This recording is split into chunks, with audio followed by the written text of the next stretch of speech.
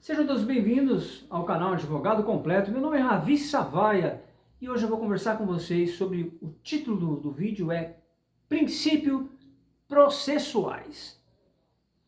Bom, o primeiro deles que eu vou elencar aqui para a gente começar esse vídeo é o princípio da busca da verdade real ou da verdade material. É o primeiro dele. Bom, pessoal, também conhecido, como o princípio da verdade material, ele é um dos pilares do nosso processo penal, tá?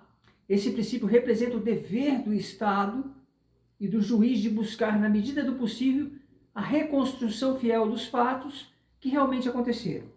E não apenas se limitar ao que está nos autos, ou que as partes trazem formalmente ao processo. Trata-se de um compromisso com a justiça substancial e não apenas com a aparência da legalidade. Agora, trocando em miúdos, quem é um grande defensor desse princípio é o professor Nutt, tá? Que ele tem uma principiologia, uma forma de abordar esse princípio de um pensamento filosófico que traz a ideia do que é a verdade. O princípio chama princípio da busca da verdade real. Nutt chega e fala o que é a verdade. Dentro desse estudo de verdade, da verdade, existe a verdade material e a verdade substantiva. A verdade real e a verdade processual são diferentes, ok? A verdade real é a reprodução perfeita do fato, porém a verdade real tem caráter ideológico, é a produção perfeita do fato de acordo com os limites cognitivos daquela pessoa. Mas vamos lá, vamos por partes. Só que o que Nutt fala? Que a verdade real, ela não é factual, ela é do mundo das ideias, tá? É uma verdade ilusória. Não existe de forma concreta a verdade real, porque ela esbarra justamente no que eu estava falando, nos limites cognitivos. E o que é cognição, pessoal? Cognição é a nossa capacidade de sentir, compreender, entender o mundo ao nosso redor. É essa capacidade. Exato. Aí você me fala, por que a verdade real? Por que a verdade real não existe na forma concreta? Porque somos limitados pelos sentidos. Quando a gente fala, nossos sentidos, pelos órgãos dos sentidos. A nossa percepção sensorial, olfativa, é limitada. Não só isso. Que eu quero tentar explicar, porque a gente está falando de cognição, a gente está falando de aspecto subjetivo. Existe uma limitação das nossas fontes cognitivas. Quem conhece a verdade real é onisciente. Isso aqui já é o professor Zé Carvalho que coloca com muita propriedade. O que é ser onisciente? Capacidade de ver e compreender tudo. Seria Deus. Nós temos essa capacidade sendo uma verdade subjetiva. Já no campo do processo, pessoal, chamamos de verdade processual aquela que resulta do que foi possível provar nos autos, por meio de provas produzidas. Exatamente. A verdade que você consegue produzir com elementos probatórios, essa é a verdade processual. Então, Nutt faz aqui uma diferenciação do que é a verdade real, que é uma verdade que, se faltar um detalhe, ela já não é mais real. Ela tem de título o nome real, mas tem uma dicotomia aí, porque ela não é uma verdade real. É ilusória, do mundo das ideias. É real dentro do ponto de vista daquela pessoa. É real dentro de como aquela pessoa vê o mundo, dentro dos limites cognitivos que aquela pessoa tem. E todos nós temos limites cognitivos porque não somos oniscientes. E a verdade processual é aquilo que você pode provar. Tá? Assim como o Nutt fala aqui, a verdade que você consegue produzir com elementos probatórios. Tá? No campo do processo, a verdade processual é a verdade que você consegue produzir com elementos probatórios. Agora, existe um questionamento filosófico levantado pelo professor Zé Carvalho, que eu gosto muito. Imagina uma floresta, tá? E uma árvore cai nessa floresta. Imagina uma floresta fechada. Uma árvore cai nessa floresta. Aí eu te pergunto, aí você chega e fala, uma árvore caiu naquela floresta. Você tem como provar? A pessoa diz, não, não tem como provar. Isso é verdade real. É verdade real. Agora, posso fazer uma perícia? A gente começa a falar de verdade processual, né? Verdade material. Porque começa a se produzir prova. Se você não prova, não existe no direito, tá? Essa é a premissa maior. Aquilo que você não consegue provar, o direito não admite. Porque aí você entra, se você começar a admitir o que você não pode provar, você entra num campo de subjetividade. Qual a lógica? O processo penal, ele trabalha com a busca incessante da verdade real, dispondo de mecanismos invasivos, instrumentos invasivos da liberdade individual. Você pega, por exemplo, busca e apreensão, tentando buscar o máximo da verdade real. Por isso que fala a busca da verdade real. Que é diferente da verdade real que foi explicada pelo professor Nutt, que é aquela verdade real do campo das ideias, uma verdade ilusória, baseada em achismo, baseada nos nossos limites cognitivos que são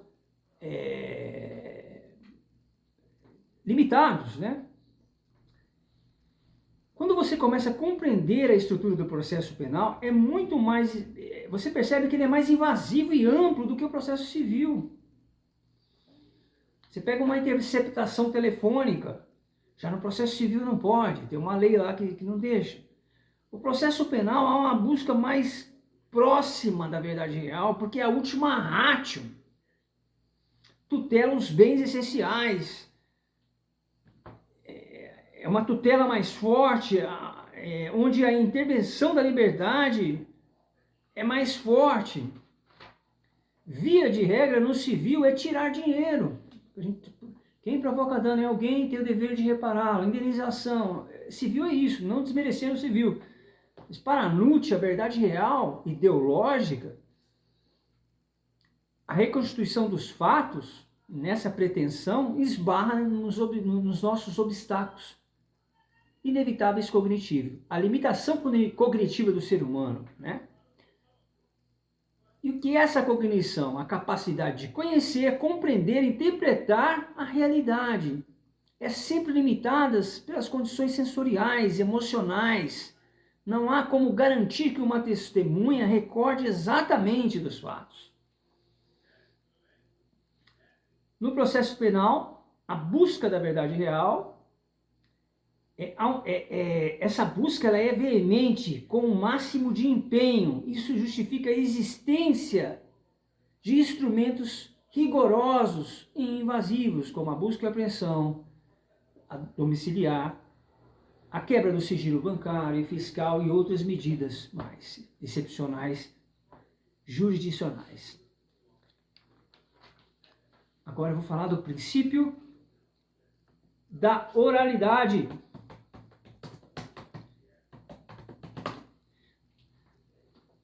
Bom, pessoal, primeira coisa, esse princípio, de acordo com o professor Zé Carvalho, ele fala que, em homenagem à celeridade da economia processual, a palavra dita deve prevalecer sobre a palavra escrita, tá?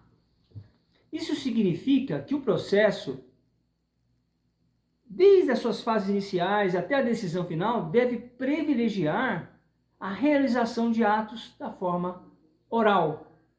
Tá? O STJ já decidiu que procedimentos feitos de forma oral sendo obrigado à gravação e não sendo obrigado à degravação. O que é a degravação? Você não é obrigado a passar para o papel o que foi dito, tá? A oralidade é um recurso que visa tornar o processo mais dinâmico nesse sentido. A legislação permite que os atos realizados oralmente sejam gravados em áudio ou vídeo. Do princípio da oralidade, nasce 3 subprincípios. Mas só para fechar, o princípio da oralidade é um dos fundamentos essenciais do processo penal. Ele reflete o compromisso com um processo mais dinâmico. Segundo Nutt, esse princípio, os atos processuais devem preferencialmente ser realizados de forma oral, sobretudo na fase de instrução e julgamento. A ideia central é que a palavra falada, transmitida diretamente perante o juiz, tenha primazia sobre a palavra escrita, especialmente quando se trata de produção de provas. Você imagina numa audiência, tem a defesa, né? Uma advogada de defesa, e o juiz fala, você tem 15 minutos para fazer sua defesa, a defesa do seu réu. E ela fala, eu queria fazer de forma escrita. O juiz vai virar e falar, o que está acontecendo com a senhora? Você quer 2 minutos para tomar uma água e voltar? Ela pode até perder aquele time ali, justamente porque a oralidade, acho que sempre foi assim, viu? Até na época de Rui Barbosa, a oralidade ela prevalece do que da forma escrita, justamente, pessoal, por causa da celeridade do processo. O processo tem que ser dinâmico. A oralidade tem origem em uma concepção de processo mais humano e ágil, no qual o contato direto entre os envolvidos, réu, juiz, acusação, defesa e testemunhas, permite uma melhor compreensão dos fatos, emoções, gestos, entonações, que muitas vezes não são captados na escrita formal. Por isso, nas audiências penais é obrigatória a gravação em áudio e vídeo dos depoimentos e dos atos orais, mas não é exigido, como eu já falei anterior, que se transcreva tudo em papel. A partir do princípio da oralidade, aí a gente vem subdias, tem 3 filhotinhos aí, 3 subprincípios, que não são subprincípios, são princípios também que advêm da oralidade. O primeiro dele é o princípio da concentração. Em razão do princípio da oralidade, os atos processuais devem ser concentrados, reunidos e realizados em uma única fase, ou, na impossibilidade, no menor número de fases possíveis. Esse é o princípio da concentração. A ideia desse princípio da concentração é evitar que o processo se arraste indefinidamente, na verdade é indefinidamente, com audiências fragmentadas e dispersas no tempo, né? Qual a regra? A regra é que você vai introduzir as provas numa fase só. Essa é a regra do princípio que vem do princípio da concentração, que advém do princípio da oralidade. O segundo princípio é da imediatidade. Decorre também da oralidade. Esse princípio clama dentro do processo, dentro do possível, com contato direto entre o julgador com a prova produzida, principalmente na prova testemunhal. A busca imediata para garantir que o juiz tenha acesso direto aos elementos probatórios, podendo observar expressão facial, hesitação na fala, não só isso, irritação, gestos.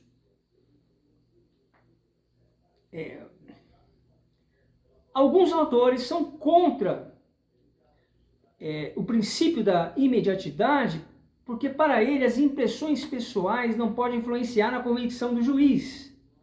E podemos construir esse pensamento de outra forma. Para esses autores, a impressão pessoal do juiz não pode influenciar no julgamento, tá? E não pode servir de elementos de convicção. O juiz deve se obter a prova produzida. O juiz não deve julgar com base na sua impressão pessoal. Se o réu estava chorando, ou estava hesitando, ou estava gaguejando, percebe que isso envolve fatores que o juiz não tem capacidade de analisar? Isso é de uma subjetividade tremenda, que você não tem como combater essa subjetividade. O fato de estar chorando, o fato de gaguejar, o fato disso, não tem uma ciência que fala que isso significa isso significa aquilo. É subjetivo. E pode ser até preconceituoso, tá, pessoal? Viés de preconceito aí. O imediatismo, para esses autores, não é válido juridicamente. Segundo essas partes, segundo essa parte minoritária da doutrina, o princípio viola a imparcialidade e abre espaço para decisões subjetivas. O juiz, em vez de focar ali nas provas, ele fica olhando expressão facial, hesitação, se a pessoa está gaguejando, está piscando demais, aí começa aquela coisa muito subjetiva, muito subjetiva. Porém, a doutrina majoritária entende esse princípio de uma outra forma, tá? Que é importante o juiz ter acesso a esses elementos probatórios, podendo observar todos esses quesitos que eu falei subjetivos, mas também observar as provas. É um princípio, porque se não fosse importante, esse princípio não existiria. E falar que o juiz não deve julgar com base na sua impressão pessoal, para a doutrina majoritária, é duvidar da capacidade de imparcialidade do juiz. O juiz, obviamente, é um humano, mas ele também tem uma preparação para estar nesse cargo. Agora, pessoal, a gente vai para o próximo princípio da identidade física do juiz. Não tem nada a ver com o juiz natural aqui, tá? O juiz natural é abstrato. Aqui é um princípio concreto que exige que o juiz responsável pela instrução do processo seja o mesmo que irá decidir o processo ou propalar a sentença. Segundo o professor Zé Carvalho, aqui é diferente do imediatismo. O responsável pela instrução do juiz responsável pela instrução do processo será o mesmo que irá decidir o processo. Ou seja, o juiz que preside a audiência de instrução deve ser o mesmo que profere a sentença. Isso que prega o juiz da identidade, o princípio da identidade física do juiz. Ele está expressamente no artigo 399 do CPP. A lógica é que quem teve em contato direto com a produção de provas, especialmente as provas orais, é quem está mais apto a julgar com fidelidade o que ocorreu na audiência. O que fala o 399, parágrafo, inciso 2? O juiz que presidiu deverá proferir a sentença. Se outro juiz, é só isso, o juiz que presidiu deverá proferir a sentença. É simples assim. O inciso 2 do artigo 399 do CPP, ele sintetiza de forma genial. Porque pensa bem, se outro juiz que não participou da instrução, ele proferir a sentença, há o risco da perda de elementos importantes da comunicação oral. Não tem como comparar um juiz que participou da fase da investigação e dar a sentença do que um juiz que não teve envolvimento. Isso aqui não tem nada a ver com o juiz das garantias, hein, pessoal? Não vai fazer uma salada, tá?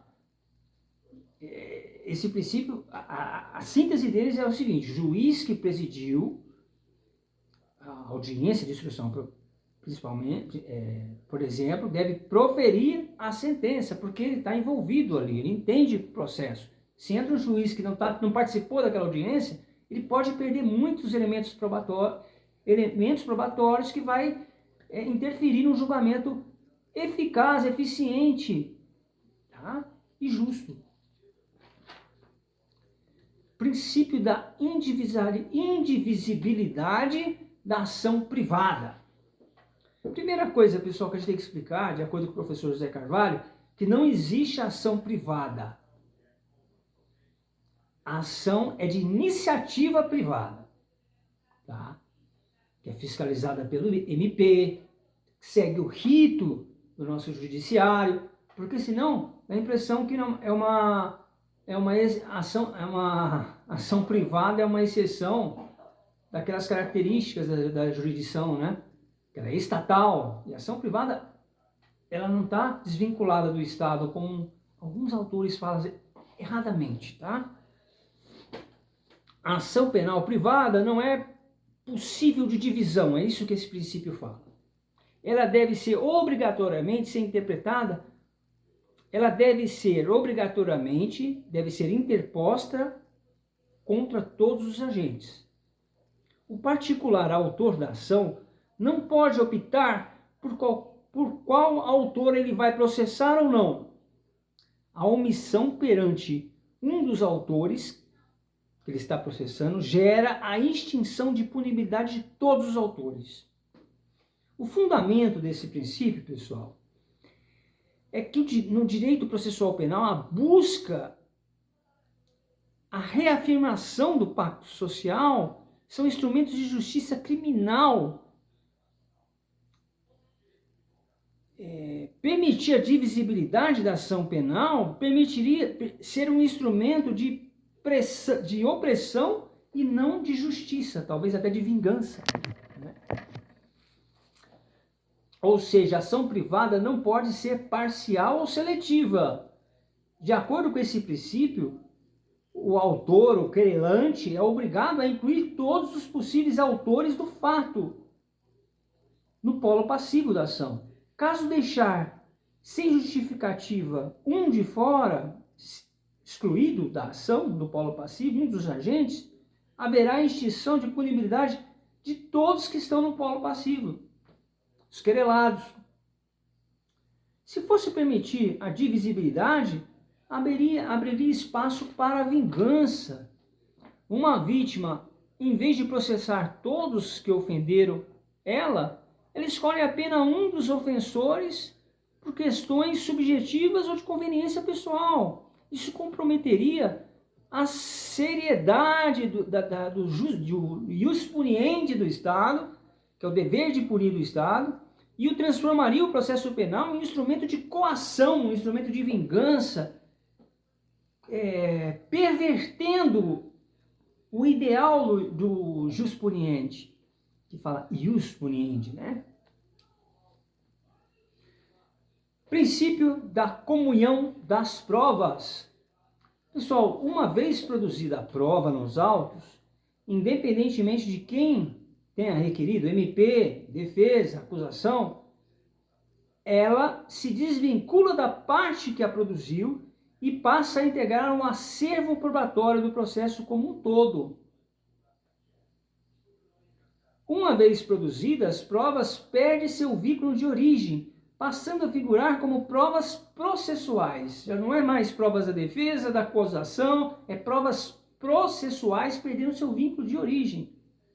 Representa a defesa, representa a acusação, mas é provas processuais. Independente de quem as produziu. Uma vez que entra no processo, não são mais provas de acusação ou de defesa, são provas processuais. Já foi discutido até pelo STF uma questão, por exemplo, uma pessoa pode ser condenada por uma prova que ela mesma produziu. Existe uma discussão sobre isso. Aí você fala assim, indiretamente, isso não vai contra como o nemo tenetur degenere, ninguém pode produzir prova contra si mesmo.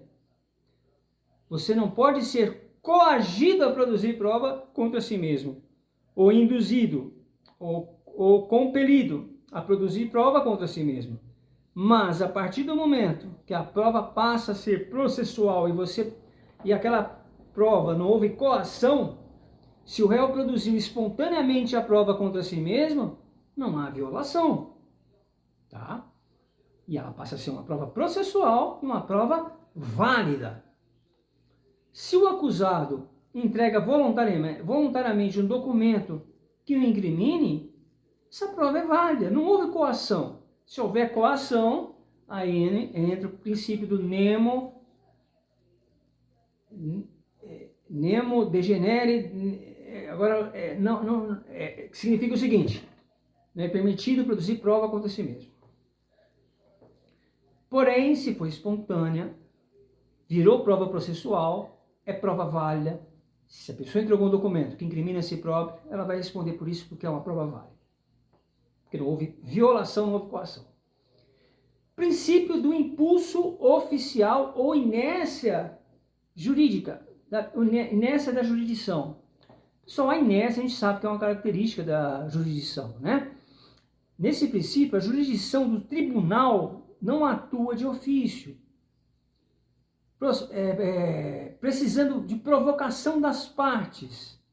Contudo, uma vez iniciada,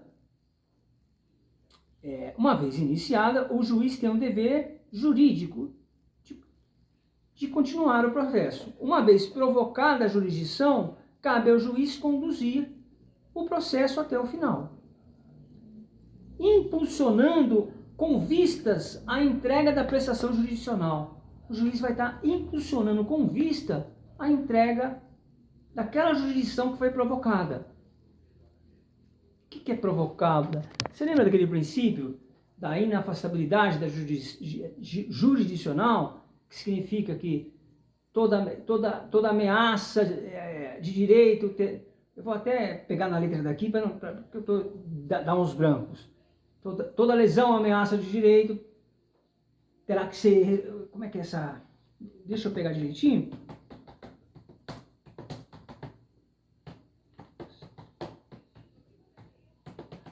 Porque eu acho que é a melhor definição dessa inércia, né?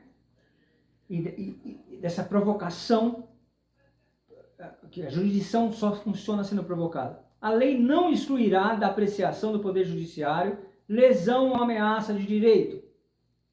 Tá? Vamos voltar aqui para o princípio do que é esse impulso.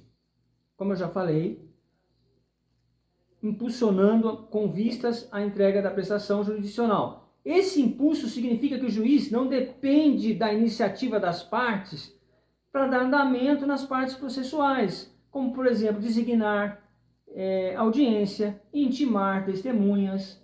Não depende, é isso. O juiz não pode agir de ofício. Porém, quando ele for provocado, quando a jurisdição for provocada, o juiz vai dar andamento a esse processo e, além é um certo tipo de monitoramento, né, fazer vistas à entrega da prestação, se realmente está sendo entregue essa prestação jurisdicional. Esse impulso significa que o juiz não depende da iniciativa das partes para fazer os procedimentos que tem dentro do processo. É isso que está falando. Esse impulso do juiz não significa que ele vai agir de ofício. Tá? Agora, pessoal, a gente vai falar de dois outros princípios para fechar, que é, deixa eu ver se eu estou... O princípio da persecução racional, também conhecido como livre convencimento motivado. É uma base estruturante do processo penal brasileiro. Trata-se de uma diretriz que confere ao juiz a liberdade para formar sua convicção com base nas provas produzidas pelos autos. Em outras palavras, o julgador não está preso a critérios matemáticos ou rígidos para valorar a prova, mas deve justificar sua conclusão, sua fundamentação, seu embasamento com um raciocínio coerente e compatível com os ordenamentos específicos do processo que ele está atuando. Tá?